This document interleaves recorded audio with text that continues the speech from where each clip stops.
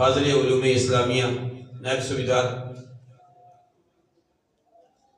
محمد لیاقت رضوی صاحب جو حرمین شریفین ہیں، وہاں سرکار کی خدمت میں درود و سلام کے نذرانے پیش کر رہے ہیں۔ کاروان حقانیہ کی قافلے اے روز جا رہے ہیں، اللہ ہمیں بھی وہ دن دکھائے کہ ہم بھی حرم شریف جائیں، سرکار کے روزے اطہر کے سامنے جائیں اور پڑھیں الصلاۃ والسلام علیک یا رسول اللہ وعلی آلک واصحابک یا سیدی یا حبیب اللہ۔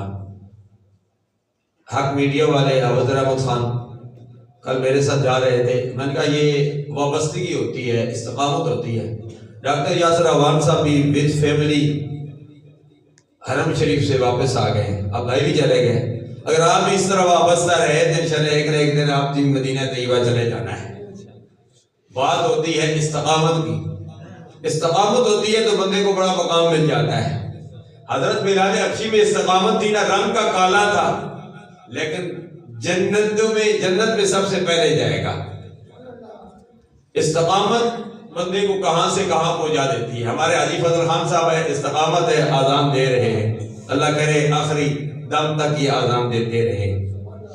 تو استقامت ہے۔ ماسٹر ممتاز صاحب الحمدللہ مسجد میں آئے ہوئے، بیماری کے عالم میں بھی گزشتہ دنوں بیمار تھے، پہلے چیئر پر بیٹھے ہوئے تھے، اب نیچے بیٹھ گئے، بس اللہ نے صحت دی ہے۔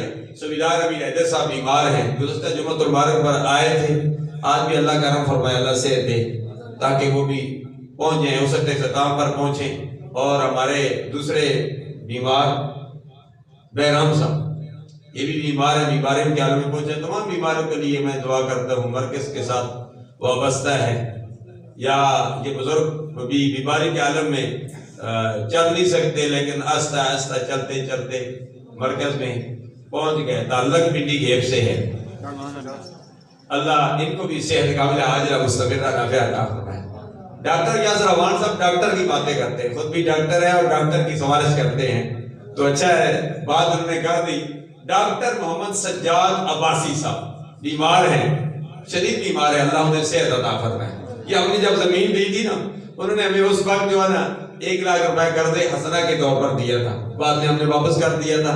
قرض حسنہ بھی ان دونوں میں کوئی نہیں دیتا، کوئی 100 روپے بھی نہیں دیتا، ان کا اعتماد تھا۔ صوبیدار نذیر صاحب ڈاکٹر شرفے میں احمد وسیم کے والد گرامی، انہوں نے عرض الفقار صاحب کے بھائی تھے، ان تین حضرات نے مجھے 10 لاکھ روپیہ اس وقت دیا تھا بطور قرض حسنہ، پھر میں نے واپس بھی کر دیا تھا۔ اللہ کرم کیا، میں نے ایک مکان اپنا بیچا، ہوئی 10 لاکھ کا، پھر 10 لاکھ کی میری زمین دے دی۔ تو یہ وقف بھی کر دی، میرے نام پر نہیں ہے، یہ سرکار کے نام پر وقف ہے۔ یہ لوگوں کو بھول ہے، بعض لوگ پروپیگنڈا بھی کرتے ہیں نا، لیکن ان کے چہروں پر ہر وقت نوسط چھائی رہتی ہے۔ تو یہ سرکار کے نام ہے، اسی لیے ہم نے اس مسجد کا نام بھی سرکار کے شہر کے نام پر رکھا ہے۔ یہ اعزاز ہے آپ لوگوں کے لیے جو مسجد میں نماز پڑھنے کے لیے آیا ہے، یہ ہے بنام مفسر کائنات حضرت محمد مصطفیٰ صلی اللہ علیہ وسلم۔ یہ جہاں مدرسہ بنا ہوا مسجد بنی ہوئی ہے، یہ سرکار کے نام پر، یہ میری ملکیت نہیں ہے، میری اولاد کی ملکیت نہیں ہے۔